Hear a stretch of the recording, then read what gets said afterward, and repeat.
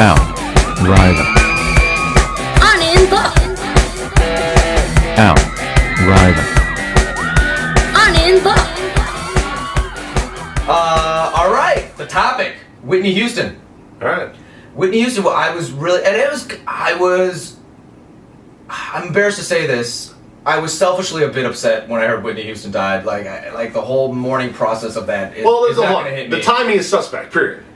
Right, so she apparently did die. It's sure. still soon because this is the day after, right? But you need to understand that it's going into Grammy weekend. So if she did take her life, and we'll find out later. It's just strange it happened. If they're right going to hold on off eve. on announcing Osama bin Laden's death, they could have waited till Monday. But anyways, Yeah, but or unless she died a couple days ago and they're waiting to announce it to screw up our day. Well, let's put it this way: she's the #1 selling artist online, and her albums. Actually, there was a controversy that Sony raised the price of her album after the death. Right, post-mortem, they actually raised it $4. So. Well, so personally, here's the kind of annoyance, and a lot of people ask me this on the red carpet in the interviews, which is again kind of annoying.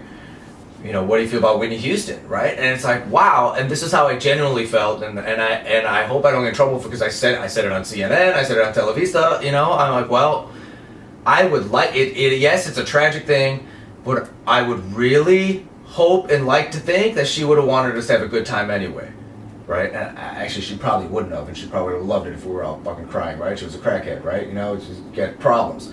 But in saying that, I was really going in there hoping that it wasn't going to be a depressed Whitney Houston hour. And you know what? It turned out they handled it right. Oh, they handled it great. Now, because that's the thing is, the Grammys is a celebration, of music. Obviously people sing of heartbreak and loss and all those things. And so, as part of the Grammys is some of that emotion that's channeled. We kind of talked about the diversity, that with the sand and the pearl, analogy that I made. It's part of music, but, when people are there to celebrate, their accomplishments, right, and their achievements, so you don't want to turn into, a really somber occasion. Yeah, and for artists, it's the end of the year for us.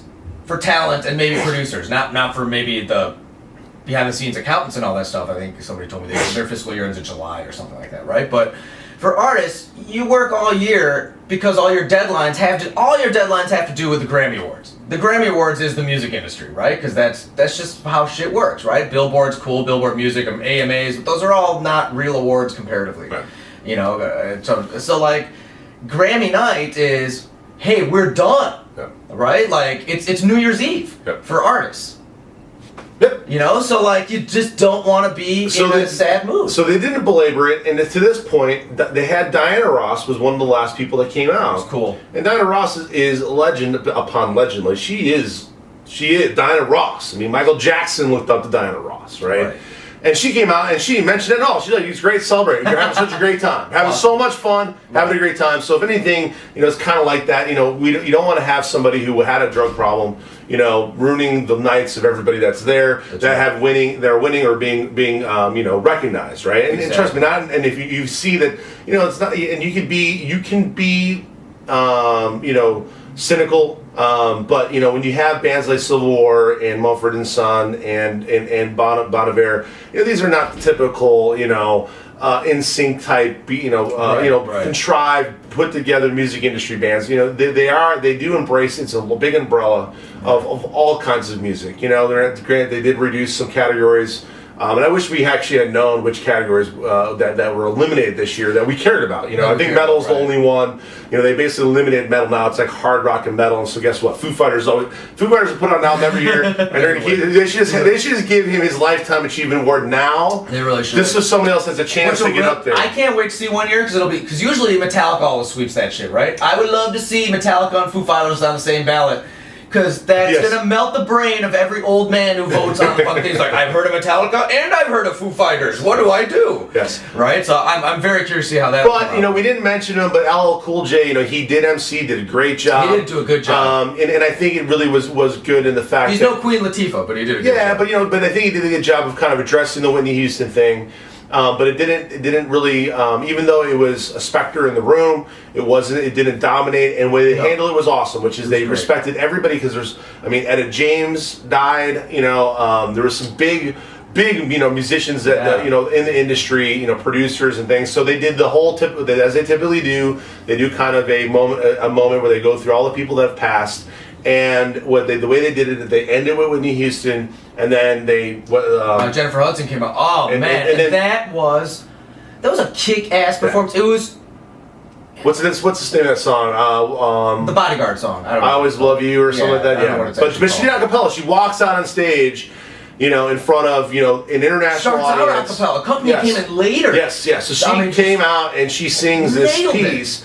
And nails it, and obviously, it was nice because the song that was selected, that was Whitney's, when it was not just sung about Whitney, it was about all the people that were lost, and we're gonna always love you, right? It's these people, and that's the beauty of music. It is immortal, right? You can go back, and as long as we can preserve, the recordings that we have, then they will be, cherished and loved and used for eons to come. People rediscovering music, right? I'm sure we had a James pass. Oh yeah, Amy Winehouse. We forgot Amy Winehouse about that earlier. But Amy Winehouse passing too. Oh yeah, but did they cover that in a last year's thing, or that was? Well, no, Amy Winehouse died this year. Oh, wow, it seemed like much longer ago. Her parents came. Yeah, I know. It was not on your list. That wasn't on the list. I wasn't there during that time. It's a good segue. So Amy Winehouse, and I don't think they actually mentioned anything about Amy Winehouse during the. She was one of the people on the montage of people lost. The montage, and I think we get a performance during the commercial break that nobody else saw? No, we didn't even get that. So they just kind of. So Tony Bennett.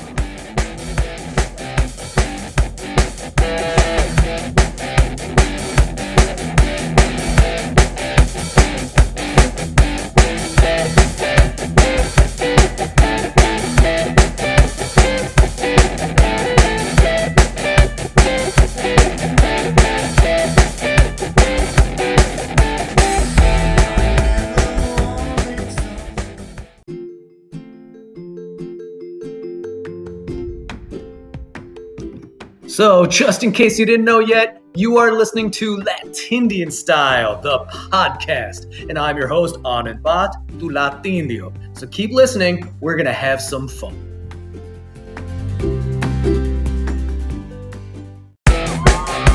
Out. Rival. Anand Bhatt. Out. Rival. Anand Bhatt. Performances were rocking. They were the fucking best ever. Stevie Nicks made a surprise. Adam Sandler made a surprise. Robert Downey Jr. showed up. Yep. Who the fuck else? There were a bunch of surprise showing up people. Lionel Richie. Obviously, I had no idea would show up, and I was great. Michael Jackson tribute was not annoying, which is great. Yeah. It's kind of funny because they give us 3 glasses too in the crowd, but what's the point? We're there in real life. Real life actually is 3D. So, but we're wearing them, we're seeing the screens, and all of a sudden, some Celine Dion legs come out, and Celine Dion actually looks pretty good. I've never actually really checked her out before because she's a horse. Yeah. But, and I'm an Usher fan, and Carrie Underwood's cute.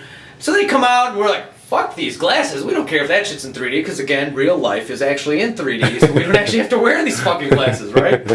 And but it was good, and I really liked the Jackson tune that they sang. I don't know the name of it, but I really liked it. It was something Earth song. Whatever, I dig that tune. Yeah, it was good. And dude, it was actually good. It didn't take up the whole show. It wasn't in your face, and it was very tasteful. With the exception of bringing out his kids, that was just weird. Gut-wrenchingly weird. Yeah, it was weird, especially when they're white. His kids are white, and nobody seems to question this, but Al and me. Yeah, it's like you have the Haitian issue, which they did a pretty good job of supporting the Haitian effort of the earthquake recovery. But bringing out his 2 white kids who are probably not any older than 8 years old to do a major speech at that time. It just was like the pace of the show up to that point was awesome, right? Yeah. Oh yeah. I mean, the Black Eyed Peas were good. I didn't like the Black Eyed Peas. And dude, they were good. That was a good show. They had all.